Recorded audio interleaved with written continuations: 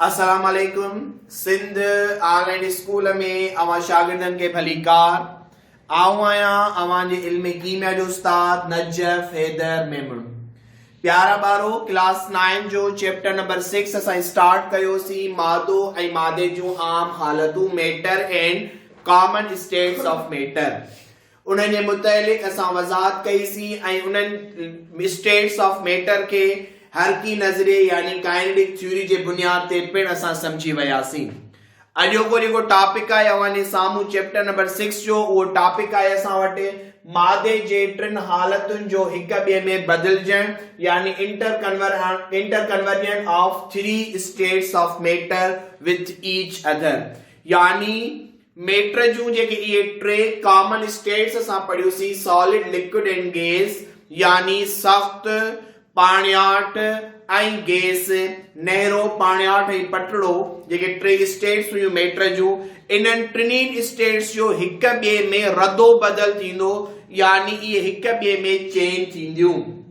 हाणे असां बखूबी वाक़िफ़ आहियूं त मैटर जे अंदरि चेंजिस ईंदियूं रहंदियूं आहिनि ऐं मैटर जे अंदरि जेके बि चेंजिस अचनि थियूं उहे अचनि पियूं ड्यू टू द इंक्रीज और डिक्रीज ऑफ एनर्जी। यानी या त एनर्जी वधे थी पई या एनर्जी खुटे थी पई। जेकॾहिं एनर्जी वधंदी तॾहिं बि मैटर जे अंदरि चेंज ईंदी ऐं जॾहिं एनर्जी डिक्रीज थींदी तॾहिं बि मैटर जे अंदरि चेंज ईंदी। पोएं लेक्चर में असां काइनेटिक एनर्जी जे मुतलिक़ पढ़ी आयासीं त पार्टिकल्स जेके आहिनि मैटर जा, they are always in motion, उहे हमेशा मोशन जे अंदरि हूंदा आहिनि, यानी उन्हनि पार्टिकल्स जे अंदरि हमेशा हरकत हूंदी आहे।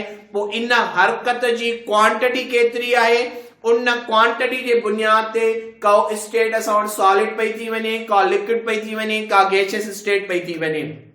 अॼु एनर्जीअ खे वधाए ऐं एनर्जीअ खे खुटाए यानी इंक्रीज ऐं डिक्रीज करे असां मादे जे इन टिनी हालतुनि खे हिक ॿिए में तब्दील कंदासीं।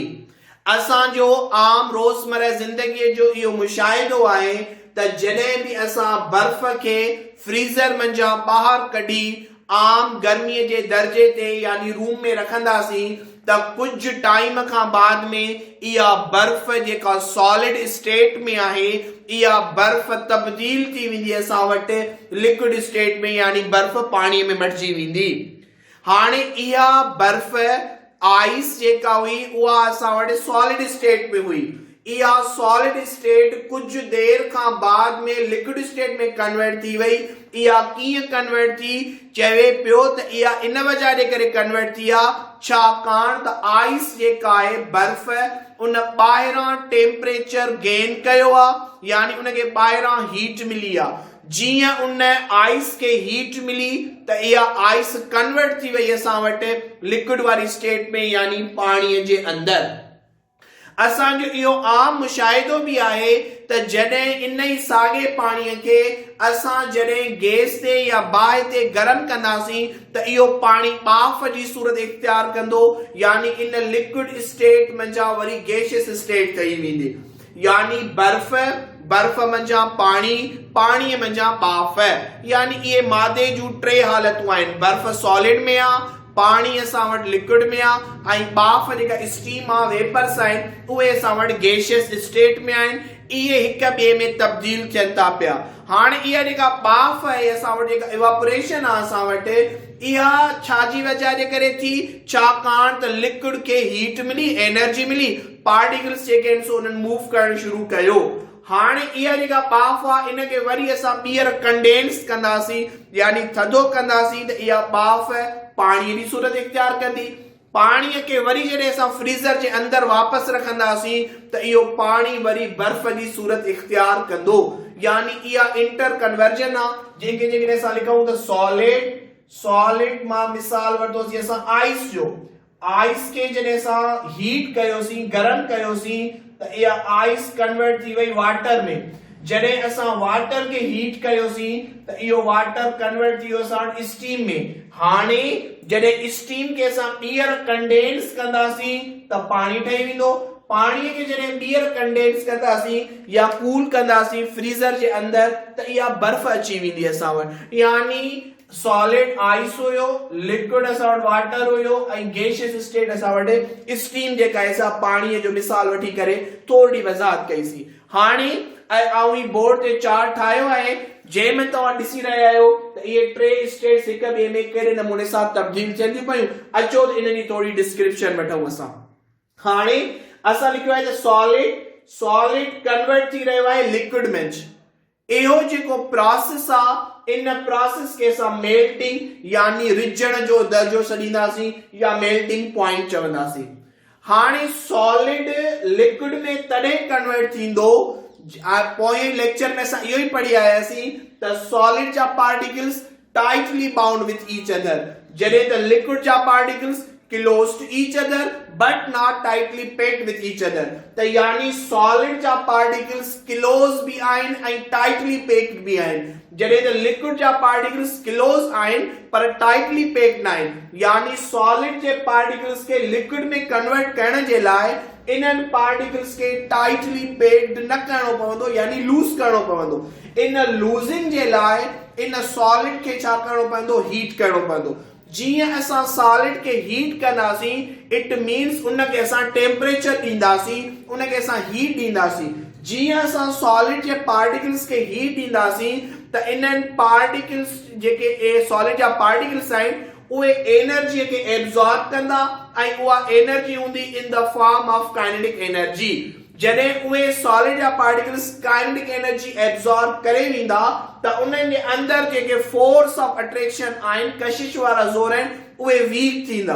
पहिरियों इन्हनि जी अरेंजमेंट हिकिड़े मखसूस पैटर्न जे अंदर हुई, पर जीअं इन्हनि काइनेटिक एनर्जी एब्सॉर्ब कई त इन्हनि जा फोर्सेस ऑफ अट्रैक्शन जेके इन्हनि पार्टिकल्स जे अंदर हुया उहे वीक थी विया, उहे कमज़ोर थी विया। हाणे इन्हनि पार्टिकल्स जी अरेंजमेंट भी चेंज थी वेंदी, इन्हनि पार्टिकल्स जे अंदर मोशन भी वधी वेंदो ऐं इन्हनि पार्टिकल्स जे अंदर फोर्स ऑफ अट्रैक्शन पिण कमज़ोर थी वेंदा।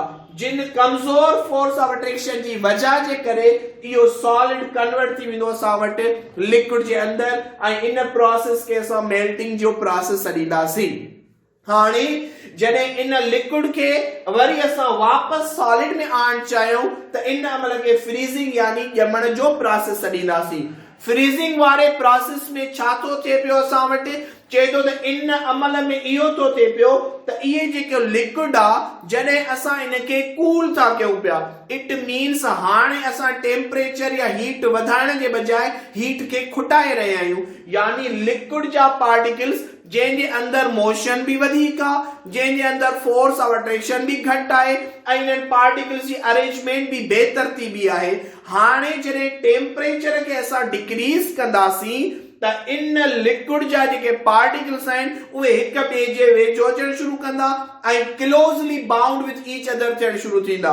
छाजी वजह जे करे, छाकाणि इन्हनि मंझां एनर्जी निकिरी रही आहे, यानी जेका काइनेटिक एनर्जी असां प्रोवाइड कईसीं उहा निकिरंदी त पार्टिकल्स हिक ॿिए जे वेझो ईंदा, टाइटली बाउंड थींदा ऐं इहो लिक्विड वरी वापस कन्वर्ट थी वेंदो असां वटि सॉलिड जे अंदर।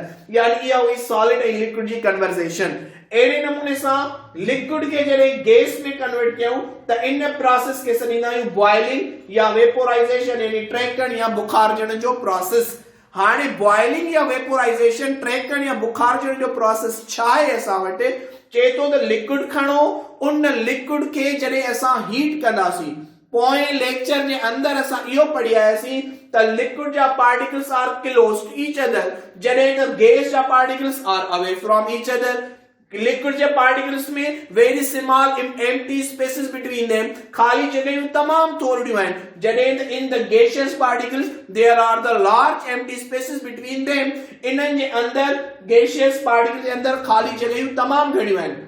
यानी लिक्विड मां जॾहिं गैस ठाहिणी आहे असांखे त इन जे पार्टिकल्स खे हिक ॿिए खां परे करणो पवंदो, इन जे अंदर फोर्स ऑफ अट्रैक्शन खे बि तमामु घटि करणो पवंदो असांखे। उन जे लाइ छा करणो पवंदो, एनर्जी प्रोवाइड करणी पवंदी, हीट ॾियणी पवंदी, टेम्परेचर वधाईंदासीं।